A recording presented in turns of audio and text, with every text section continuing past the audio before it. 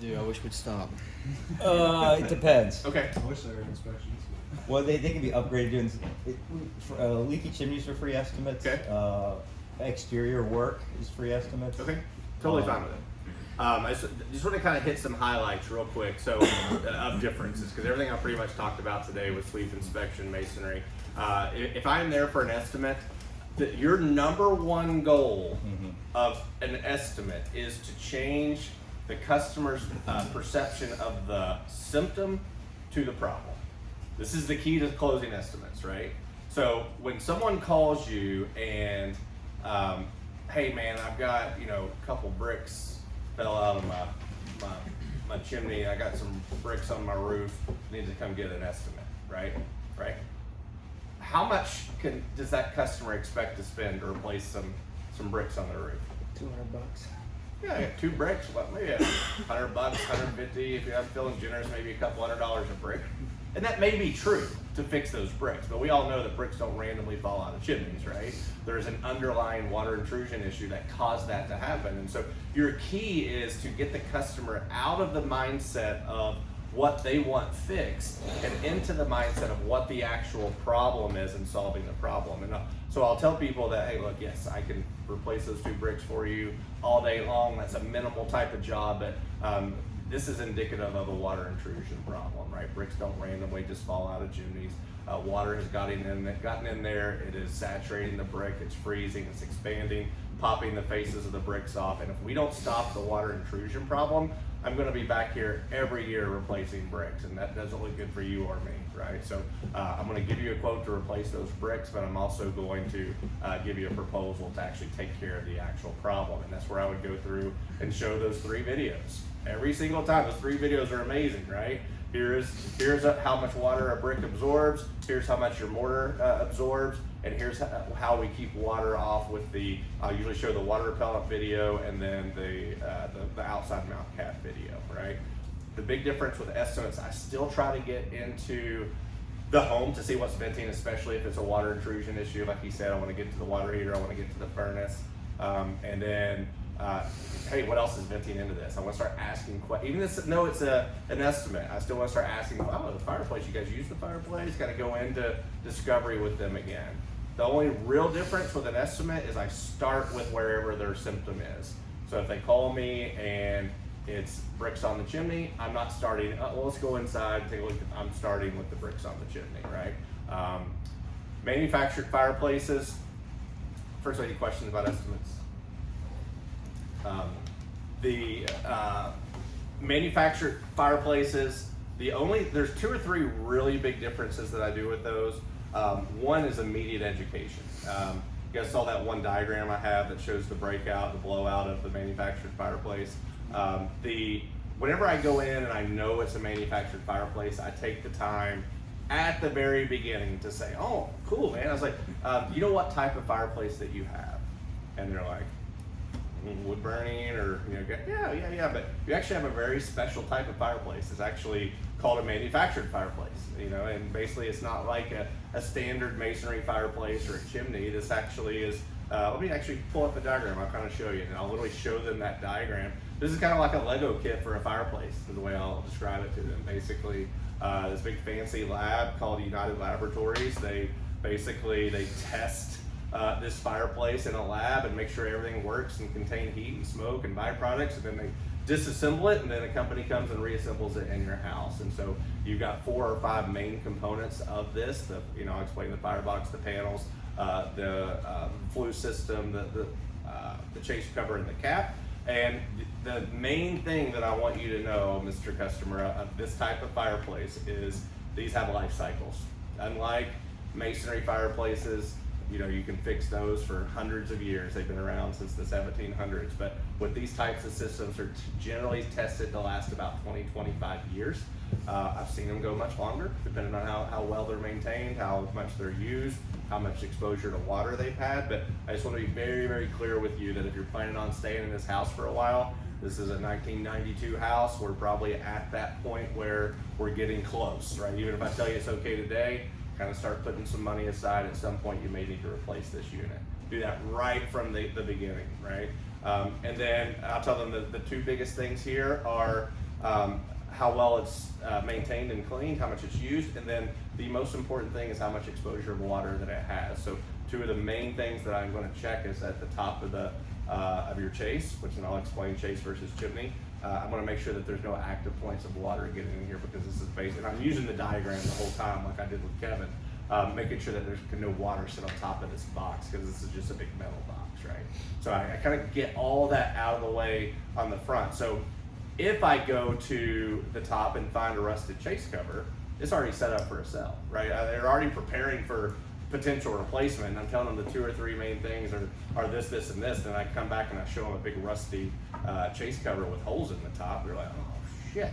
Like, you know, so I can replace the whole unit. Well, actually, it's about the only thing you can replace on these types of units, right? So, you know, and then I'll show them this is what it's supposed to look like. I'll show them that you saw the visuals, like, you know, we want to see a nice cross break. Yours has got a cap that's weighted in and allowing all this water to pull here. Some roofers do this all the time, man. They nail, you know, this whole thing is designed to keep water out, right? And then they nail stuff in top, you know, and silicone fails, water comes in, it's crazy, right? And the most important thing is that they have a drip edge, right? You see all of this staining on the side, you know, it's just water running straight down. This is wood. This is wood under here. I'll show them all those pictures of the framing and all that stuff. So, you know, by far, this is definitely the #1 thing that we need to take care of. But they're very specifically made right here in Kentucky. They're made 4-year chimney. We do stainless. They're lifetime warranty. But let me get the measurements. I'll get you a number, and we'll figure that out. Right? Very easy to sell those things. You guys do much rip and replaces? Yeah, good. What's your average price point, single story? Like 7 or 8 grand if it has a chest cover, maybe 9. If it doesn't, then it's just through the roof, probably like 6. Pretty cheap. For a pre-form? Mm-hmm. No, I've been doing 10. Yeah, I'd say 10's the average. I mean, like 2-story, probably 12 to 14. But I've done them for 7, 8. They're easy jobs. I mean, it just depends on. I assume that's plus any refacing they would have to do. That'd be all additional. Yeah. Yeah. We don't reface anymore. You don't reface? I quit. Okay, you were the reface guy. Got it. All right, we kind of talked about insurance a little bit, so let's talk about slammers for Kevin. So slammers are basically wood stoves that back in roughly the late 60s, early 70s, there was an energy crisis, right? And, you know, like gas was going through the roof, and so people wanted to start 74. Huh? 74. 74, thank you. People were looking for alternate ways to provide heat, and so fireplaces are very, very inefficient. Most of the heat goes out the roof, and so people knew that wood stoves are great sources of heat. So these companies had the brilliant idea of taking a wood stove and designing it to fit into a fireplace, right? And so it was kind of the best of both worlds. We were able to get rid of the heat loss, but we were able to produce a ton of heat, and boy do they, right? I mean, the one thing that you will know about anybody you've ever met that has a slammer is they freaking love them. Like, they love them, they burn the hell out of them, they heat the whole house, and it's the greatest thing since sliced bread. The problem is they never considered the venting of these, because the fireplace, like those flue tiles, right, are usually like 13 inches, right? Most of the time, the stoves were 8 inches or maybe 10 inches, and so they would have a little collar on them, but they would never put the liner into them. So you'd put the stove that's designed for like an 8-inch exhaust, and it would go into a 13-inch exhaust. Actually, the smoke chamber. The smoke chamber, the residence time. Right. The smoke chamber is even worse, and so the smoke just goes into this area and it just hangs out. And the stoves are so hot, they literally melt the creosote onto the walls, which is combustible, and they become the #1 source of chimney and flue fires in the industry. So they. I'd be making up a number, but 95 out of 100 slammers that we go to, we always find that there's been chimney fires. So they're kind of they've been used. They've caught something on fire. That's right.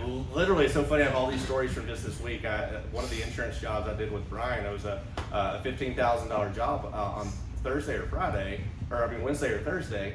The guy was like, "Oh yeah, I've had many chimney fires." He goes, "I just closed the door and it puts them out." I was like, You're killing it. You just gotta stop the air, man. I was like, oh my god. So we're getting him a whole new stove and stove and liner. Yeah, with the liner, and tile breakout and PCR and the whole thing. But yeah, so they create that, we call them creosote producing factories. Basically, they're no longer allowed to be used. You can't transfer a home with them. You can't. There's a lot of things, and so basically we go in and if somebody has a slammer, we just basically tell them there's no outcome here today where we're going to tell them it's okay to use, and but we would like to continue the inspection because most of the time that we find that these have produced some sort of flue fire, and if we can find that evidence, then this is something that we can get covered under insurance, and so we'll kind of go through that process. If we find a job, a slammer, or a fireplace, anything that can be used under insurance, start the process in the home. Okay, so if they're like, hey, we have this insurance. Well, it depends on how much it is. Okay, it's 15 grand. Okay, well, we would definitely need to use insurance. Okay, I'm going to put together your report and your proposal. I'll have all that right here. While I'm doing that, can you figure out who your agent is or the claims number? And when I come back in, we'll call them and get this started, okay? So literally I'll come back in. Usually they don't know the claims number. They'll just know who their agent is. They'll find like a paper, John with State Farm. Call up John with State Farm. I can say whatever I want to John at State Farm. He's the agent, he's the friend, he's the guy that signs your policy. He's, it's like, hey, John, looks like I had a chimney fire. I need to get a claim. Like, oh my God, everybody okay? Yeah. What's the number? 1-800 State Farm. When you call the claims number, now you have to watch what you say. One, you're being recorded, and I assure you, I had people play back recordings for people that say stupid stuff. The only way that do you know the 3 ways that you can say that a customer had a chimney fire? There's only 3 ways that you can document a chimney fire's occurred. I'm gonna say one of them is they had a 7 thermal furnace. What does that even mean? We have to call the fire The truck. chimney person put her to. Fire truck showed up, a report was made, that's 1. 2, you document damage from a sudden thermal occurrence or a fire damage claim. They know they had it, they experienced it, a neighbor saw it, they saw it. Mm-hmm. Or 3, what he called the Holy Grail or whatever. Yeah. Found evidence. Yeah, you have a flame. Just a vertical crack does not do it. Well, yes and no. You could have a flue fire. You can have a flue gas. I'm talking about the Holy Grail of documented. That's going to be the 3 things: like the crack, the burn pattern, and the flammable Yes. substance. If you find expanded creosote, you find vertical crack, and you find scorch marks, you can document a chimney fire. If you just find a vertical crack, now we all know 99% chance that was a flue fire, but there's no way for me to prove it, right? So it could have. Do we know? You guys know what a thermal shock is, right? So whether that's heat or cold, right? A cold flue, rapidly heated, can just crack, right? That's not a chimney fire, right? That's just rapid exposure to heat. Technically, an earthquake, a tree, there's a lot of things that can cause a vertical crack to happen. So when you find a vertical crack, if you have one of those 3 things, you could document it as a chimney fire. If you don't have one of those 3 things, trust me, I've done hundreds, if not thousands of these. Just save yourself a lot of time and say a singular sudden occurrence has occurred. All you have to say, you don't have to say anything else. A singular sudden occurrence. That's a good line. Singular sudden occurrence has occurred. So if you find one crack, If you find one vertical crack that is not in the top tile, okay. if it's the top tile, they will say that was expansion to the crown. One crack, guaranteed insurance, right? But be careful how you label it, because if you don't have all these other things in place, just say a singular sudden occurrence has occurred, because every insurance policy covers singular sudden occurrences. The insurance company will not cover time, they will not cover water, they will not cover maintenance, they will not cover all these things. And we know that there is 0.000 way that a vertical crack can happen in the chimney unless something sudden happens, right? I can't necessarily tell you what, when, but I know a sudden occurrence happened. I always, if you don't have this, go to csia.org/chimney fires. There's a 121-page document called the Chimney Fire White Paper, Causes, Effects, and Evaluations of Chimney Fires. I attach that to every single insurance claim that I send in, right? because most of the time they're not going to read it, but you just send them 121 pages of that along with your documentation, along with arrows and things documenting high heat event or a singular sudden occurrence. They're not going to argue with you. They know that you know your shit, right? So the other key to that is if they decide, a lot of times they will ask, especially if it's a bigger job, they will say, would you like to be notified if an adjuster or an engineer is involved? Always, always, always answer yes, right? If they ever send an engineer or an adjuster, or tell your customer, please let me know because I want to meet him here, right? And find a way to meet that adjuster at that time, because the adjuster, if you're not there, they're going to find a way to cancel it, right? They're amazing at that. But if you go there and you meet with them, show them, run the camera again, whatever it is, there's zero way that they can decline it, okay? If you have that 5%, 10% where you just have that asshole, like I've dealt with them, you've probably dealt with them, no, I'm not covering that, that's blah, blah, blah, blah, blah. Like if you just get that decline for whatever reason, even though you know it should be covered, I'm gonna give you a guy's name. His name's Kurt Chandler. Kurt Chandler, his website is metropa.com, metropa.com. His phone number off the top of my head I don't know, but it'll be on that site. He's a public adjuster that specializes in chimneys. He will represent your client and fight against the insurance company and get the claim through. So I've had him help me with a couple of really stupid adjusters. So. Good. I love stupid. What was the website again? I'm sorry. metropa.com. Thank you. Yep. Metro Public Adjusters. But yeah, you can call up, talk to Kirk, tell him Alan said he's a good guy. Like they go through, I don't like their process, to be honest. Their process is they send these sponges and things like that for the customer to like wipe their walls, and like, oh, we got smoke damage and we need another $40,000, and they take half that money to, pay for their services. But at the end of the day, your claim gets paid and the whole thing. So it's like, it's a stupid process that you have to go through, but like, it's like, hey, it's every time. And usually, honestly, just the threat of a public adjuster is enough for the adjuster to change his mind. But they're like, oh, you know what that is? Like, that's a problem for me, right? Because they know that, $15,000 claims is going to come $30,000. So they're like, oh, well, let me just look at my notes, see if there's anything else we can do. I've had that happen so many times. Like, we're just bringing up that. So, furnace and water heaters, I feel like we talked about, right? Make sure you're always checking them. Make sure that you're explaining the amount of water that's coming in. Make sure that you're checking the tops of the water heaters to see if there's anything melting, any back drafting, back puffing.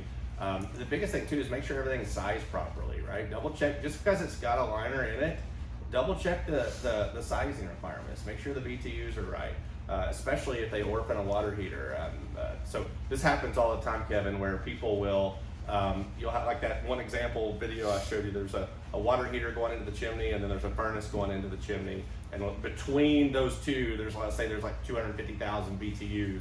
So you need this size liner to accommodate that. Well, people will update their furnaces to high efficiency where they get PVC pipe and run it out the side of the wall, and that's no longer using the chimney, but they still have this little tiny 3-inch flue now going into a 7 or an 8-inch, and it can't vent properly. And so we call it an orphaned water heater. And so you've got to be able to identify all those things.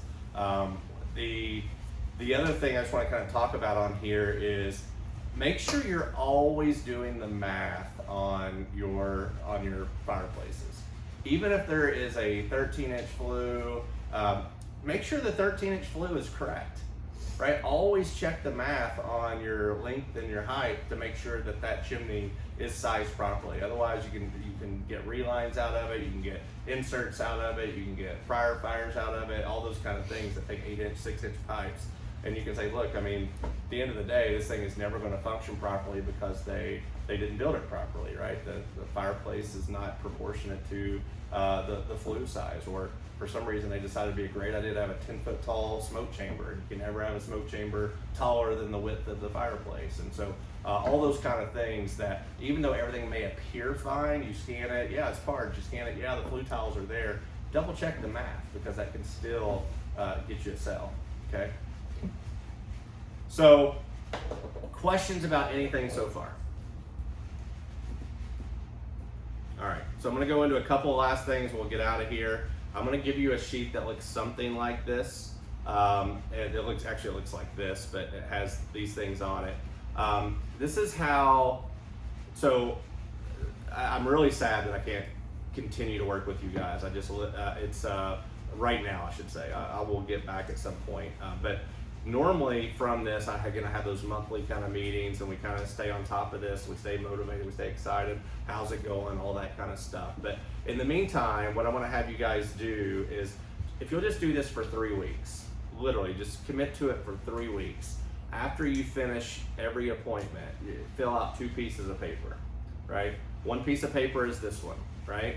And this is just simply, did I win the job? Did I lose the job? Did I advance it? Did I continue it? Am I in control, or is the customer in control of the next step? What objections did I receive, right? Was I prepared for them, right? Did I have a lamb for it, or was I making shit up, right? Well, which is what happens half the time, right? It's like was I just winging it? You know, it's like, well, that didn't work. Next time I'll try this, right? What did I learn? And then here is the man, you want to get better. This is the key. If I'm ever in that situation again, what would I do different? Yeah. Because guys, I'm telling you, you're gonna run through the same 20 scenarios like 100 times, right? And if you just keep doing the same things and keep getting the same results, right? That whole definition of insanity thing, right? Like, what am I going to do different? Why did I get that objection? How could I have handled that better? Did I have a lamb for it? Was my language smooth? Guys, Kentucky 1-party or 2-party consent for recording, do you know? I don't know. Let me look.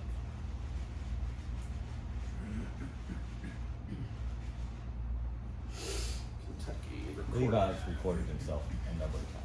And homes and gone She back and recorded listened. me too, so Has hopefully he? 1 party. It is it's 1 party. Well, So there, you're 2-party. So you can legally have your phone on in your pocket recording, or have it out on the table, and you can record your entire presentation with the customer. You don't have to tell them. Okay, as long as one of the parties in the conversation knows that. And I would do that.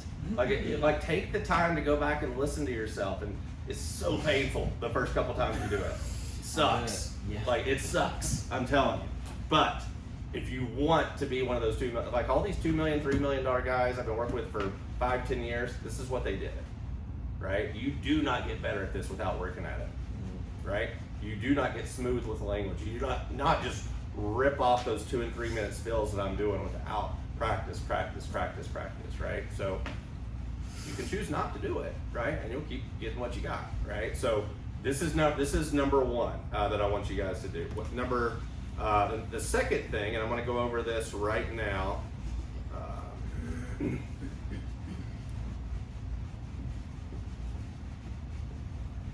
Okay. Let's see here.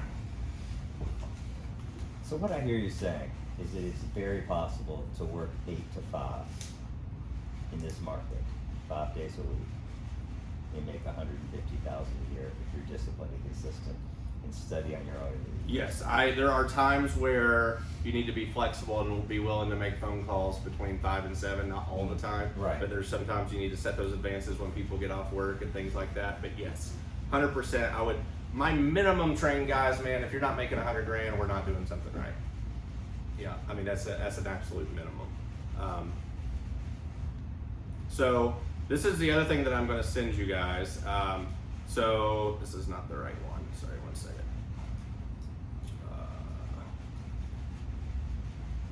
All right, so I'm going to send you guys something like this. Let me zoom in so we can see it a little better.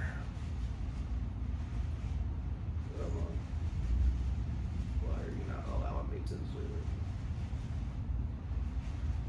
So I'm going to go through this sales process checklist. I'm going to email this to you, but I recommend that you print this out. You laminate it, maybe just use like a Sharpie or whatever, a dry erase marker. Maybe just keep some different things. But this is basically the process that I went over with you today. So I'm gonna do this last review with you, and then we'll close out. I just want to make sure I didn't leave anything out of today's presentation or answer any questions that you guys may have. So So the introduction, right? We called no matter what before we're on the way, right? I'll be here at this time. Can I offer you a cup of coffee? We got out of the vehicle quickly. We wore our certification badge. We looked presentable. We had our uniform. We stepped back three steps or 6 feet. We gave him a business card. We did our name exchange. We're not really doing the COVID thing now, but it used to be, it would be like, hey, are you okay with no mask? Or, would you like me to wear a mask? We're kind of past that now. Did we spend time, our 7 seconds, right? Did we talk about anything but chimneys, or did we go straight to chimney talk? And then did we recap while we're there with the office notes, looking at our iPad, okay, and then ask our open-ended question? When we get to the investigation, did we do our discovery? Did we get our situation questions, problem questions, implication, need payoff? Did we ask enough open-ended questions? Did we ask the customer if we had any questions before starting? Did we explain the detailed process of what this is going to look like and the customer's involvement? Did we do the Chimney 101, I want to see positive language using the diagrams? Did we scan the flues, involve the customer? Did we take the time to understand what they want? Hey, money's no object, right? Like if we had a magic ball and we could make this anything that we want it to be, what would that look like?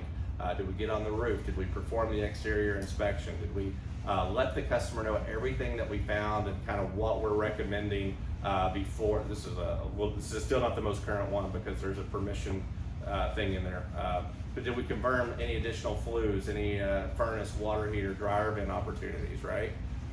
Did we educate the customer on their system? Did we clearly explain the big three, right? Using non-technical language. Did we clearly explain the implication if we don't do anything? Did we display our expertise and establish credibility? Did we give them tips about wood burning and creosote and how to, priming, water tips, moisture content, all that type of stuff?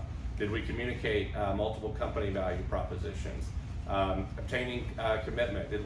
Was there anything that we could have done right then? Hey, I can fill in that lintel, I can do the crown coat, the stuff that you can make the bigger money on. Did we complete any of that?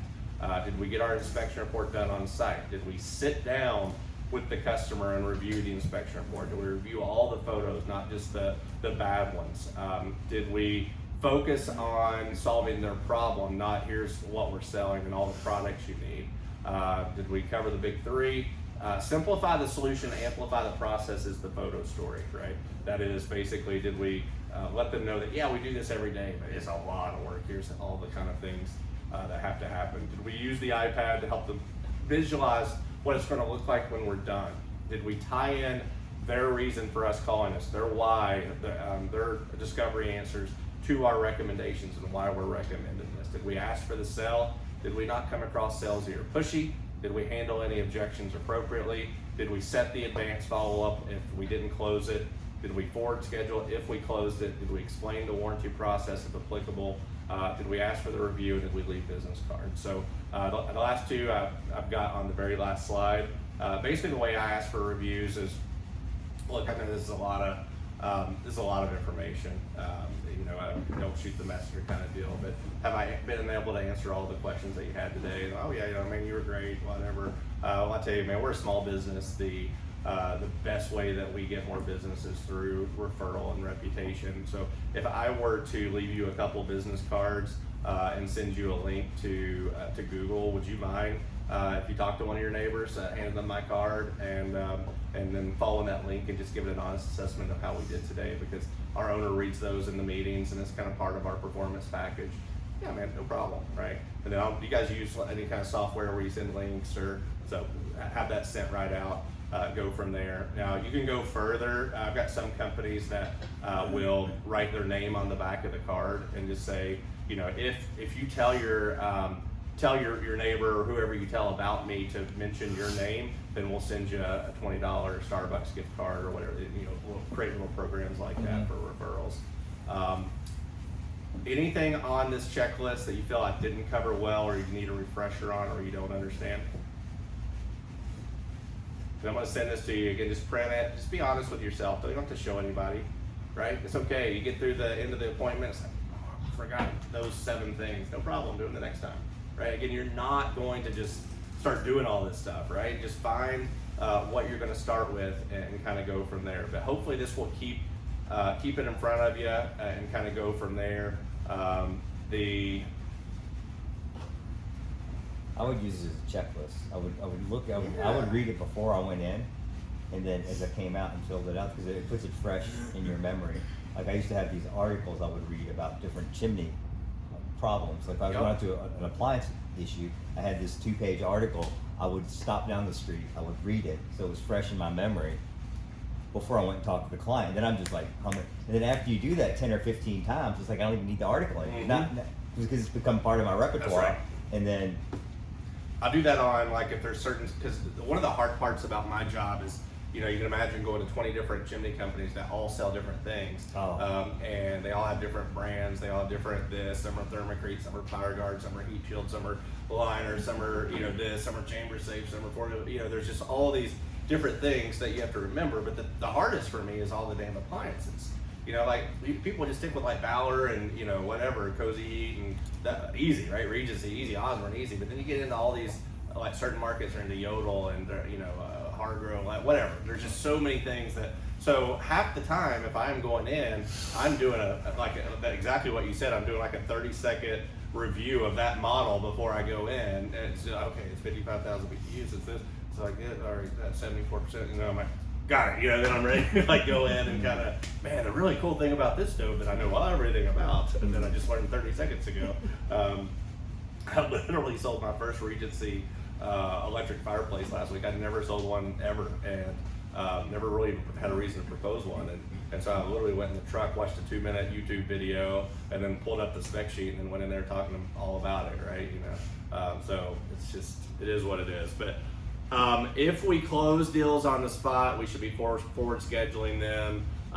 We should be making sure they understand warranty compliance, right? Any heat shield, any liner, any stove.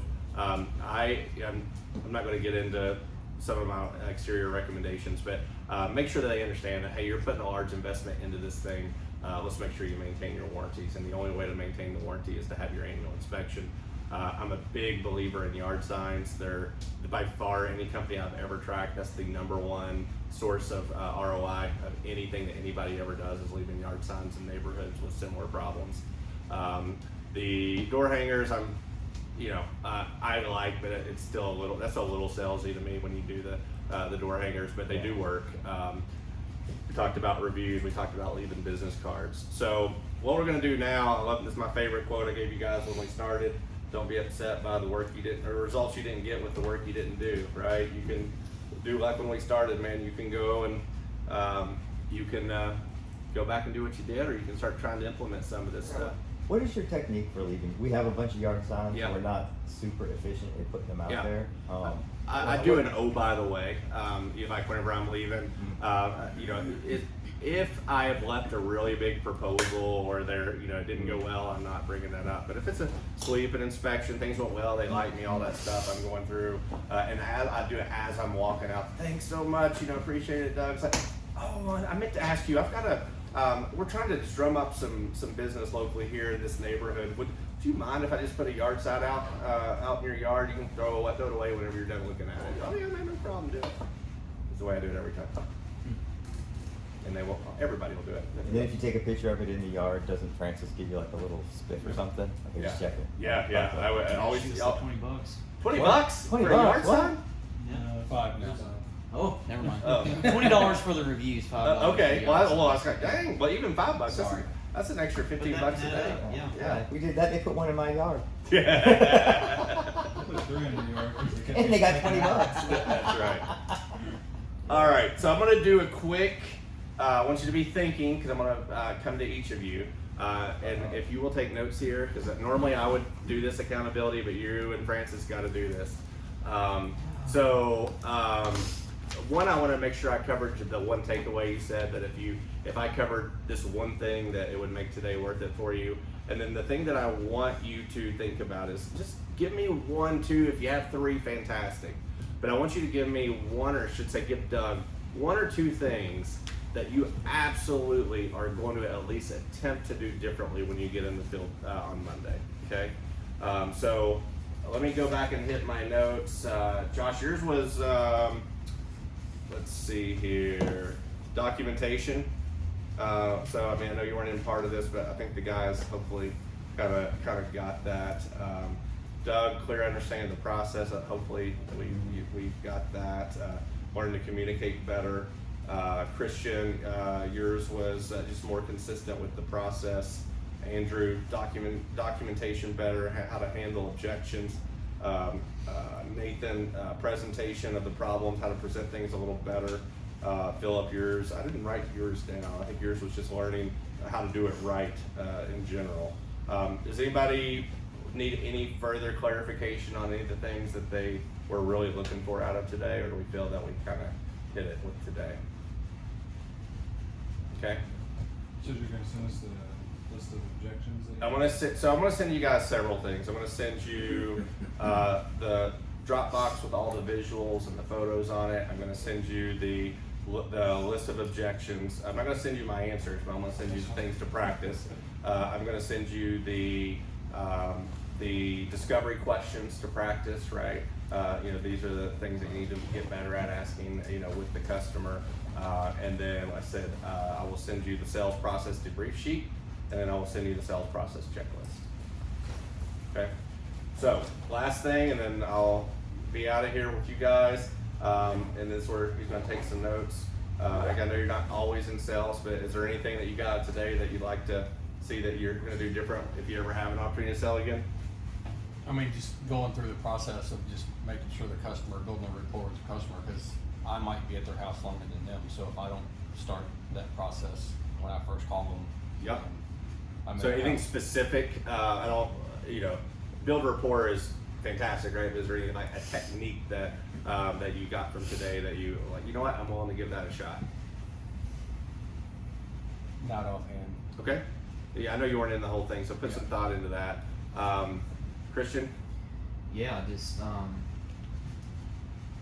I said earlier in the day, just being consistent with the entire process, and more specifically, the big thing here is making sure that you do close in the home every single time, and you do reiterate everything that was said earlier in the inspection process, which I've failed on many times. I'll say it once, and then I'll fail to say it again when I present the proposal, Okay. if I do it at all. So what I'm hearing is number one is we're gonna start presenting in the home. Yes. Okay. Number two is a more thorough sit down overview of what we're going to be doing. Right. Perfect. Andrew?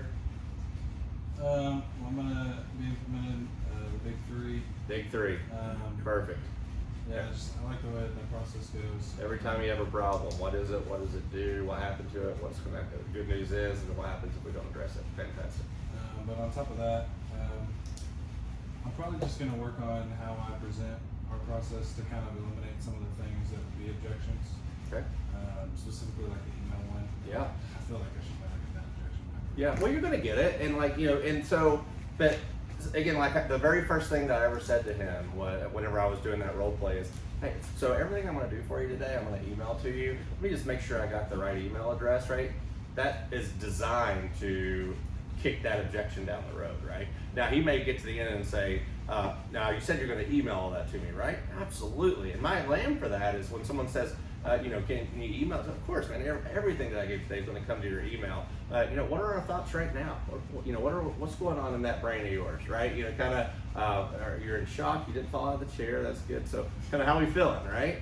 Like, because why do people want to email it to you, right? They're a little bit in shock. They're like a little surprised. They're like, I can't make this decision right now. But again, the difference between a salesperson and a consultant, the consultant's there to help you. Right? Man, if you got questions, there's no better person to ask than me, right? I'm gonna, whether you buy or not, I don't care, but what's going on? What are you wanting to think about? What is what's kicking around in that head? Because maybe I can help you process that, right? That should be the mindset and the attitude. So that's a great one. Anything else? That's good. I mean, the whole process, honestly. Yeah. It's going to take time. Yeah, for sure. All right, Nathan? As far as kind of spacing out when you're presenting stuff, I liked how you kind of gave people chances in between when you're doing like the interior and exterior. Yeah. Like, now you're thinking about this, well, I take care of that. Absolutely. I don't like bombarding people with a bunch of stuff at once. It kind of stresses me out at the same time. Yeah. And along with that, sorry. That's a big one, man. Yeah. That marination period, that not Mhm. overwhelming them, that not need and price at the same time. You're bringing them along this journey, right? Yep, good. And also the photo stories. Since I'm so new to learning about any of this, I know how helpful that would have been for me. Yeah. When we're talking about what we're gonna do, like I wouldn't figure it out until we actually did it. Beautiful. And I was like, oh, that's Yeah, beautiful. Yeah. I tell you, I'll give you an example of that. You know, I had sold probably, I don't know, I'm making up a number. I'd probably sold 100 heat shields before I got this. I'd never done one, but I had sold 100 heat shields before I got stuck on the most simple question on the planet because I'd never done it. And the guy, I still remember. I'm still embarrassed by it. It was like 8 years ago. He's like, well, when you were scanning it, there was a lot of mortar that was about to pop out, right? There was a lot. I saw it like, so when you run that bell across that, like, is that mortar just going to fall out and then I'm going to have a hole there? And I didn't know the answer to that because I'd never done it. And that's where, you know, the guys were like, the guy that was with me kind of saved me. He's like, well, you know, we actually have a tool that we break off any protruding kind of edges and we're going to refill that in. And I was like, thank you. You know, so when you don't do it, you know, a lot of times you don't know that. So it's like one thing to say, hey, we're going to hook up a Y connection and, you know, and go do a wall pass through and a thimble. But if you've never done that, like, you know, like sounds good in concept, but if they ask a very simple question, you may not know the answer to it. So the photo story will definitely help with that. Good. Anything else? Those two great ones. Yeah, good. All right, Philip. Well, aside from what's already been said, really ultimately, for me, I think it's going to boil down to being less reactionary Yep. and taking charge. Yeah, control the process for sure. It seems like, yeah, I have very little control of the process, and whatever the customer does, I just react to that Yeah. rather than take control of the entire Yeah. situation. Yeah. So You're in my house now, lady. yeah, it's like towards the end, if a customer's in a rush, oh, I'll get out of the door, I'll just email you. Yeah, everything, yeah, yeah. you know, Yeah. just Yeah. completely Good. reactionary. So. Good. I love it. Get that Matt Think of Ryan anything? attitude. I'll be a better documentation on my side so that I can help them build Beautiful. stories to Man, sell from. that would be so amazing if you did that. And again, you just have to do it once, right? I mean, it's once it's done, it's done. Doug, you have any comments?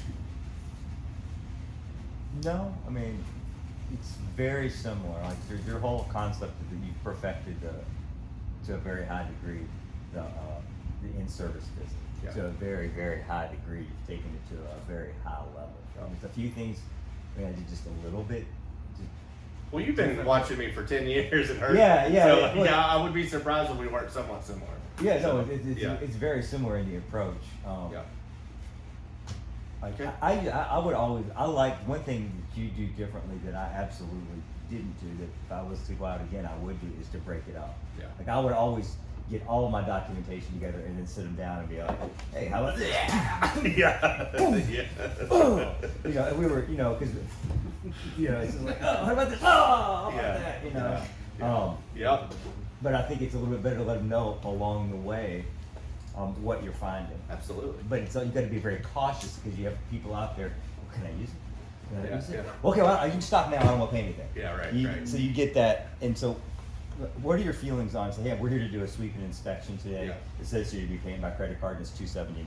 Yep. Because in our market, we Yeah. have problems with people go, oh, they didn't tell me that. Yeah, yeah. Well, I've got it on. I've got it on recording. Yeah, so but it- you want to just get that out of the well, way. that's one of the beautiful things of Service Titan is you can do that pre-authorization form. Hey, before we get started, I just want to kind of review the notes from the office. Looks like they had you down for sweep inspection. It's $279. That includes all the documentation. Yeah. You sit down. Let me just go ahead and get a quick signature here before I start. So you're big on the pre-authorization. Yeah, I wouldn't say I'm big on it, but I love the Service Titan has that feature. Pre-authorization. Okay. Yeah, and there's also some people will do roof liability things. You know, there's like a lot of things. But yeah, I mean, of course, I'm in a market where I'm not used to people not paying it. I would say I never create a process for something that's not a problem just to have a process. If you have a problem getting $279 paid on a regular basis, then yes, I would implement that. If that becomes a barrier for a bunch of people, then I wouldn't. You know, so I would just how big of an AR problem is it? That would be my question there. If it's a big AR problem, or you guys are not getting paid at the end of your visits, then I would start getting that pre-authorization. Okay, everybody, one last thing I want you to write down. there is a, you may have this already, but if not, that's okay. There is an application on the Android store, the Apple store, called Voxer. It's Voxer. V as in Victor, Oxer. It's basically a fancy walkie-talkie app. It's a text messaging app. It's a share pictures, videos, Dropbox, things like that. My ID on there is Rush14. ARUSH 4215. You guys from this date are welcome to reach out to me as much as you want on that app for the next 30 days. No charge, no anything.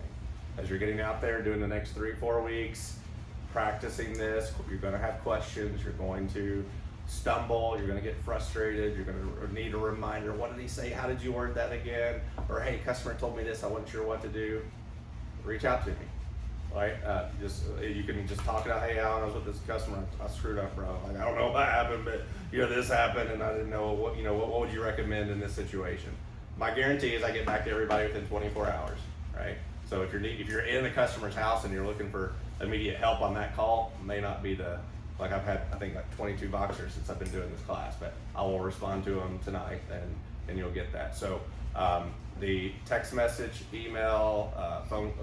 You call me, you're never getting a phone. You're never getting a response. Like you leave me a voicemail, I may check it next month. You send me an email, probably I'll get to you in a few days. You send me a text message, I'm just pissed off. So Voxer is the way to communicate with me. By far, it's the easiest, especially if you're in trucks. You can talk. We don't lose tone. There's no. It's like the old jokes, like when the boss texts you, come see me in my office when you're done. That could mean a million things. Like, but whenever you have, hey man, hope you're doing well. Hey brother, do me a favor and stop by my office.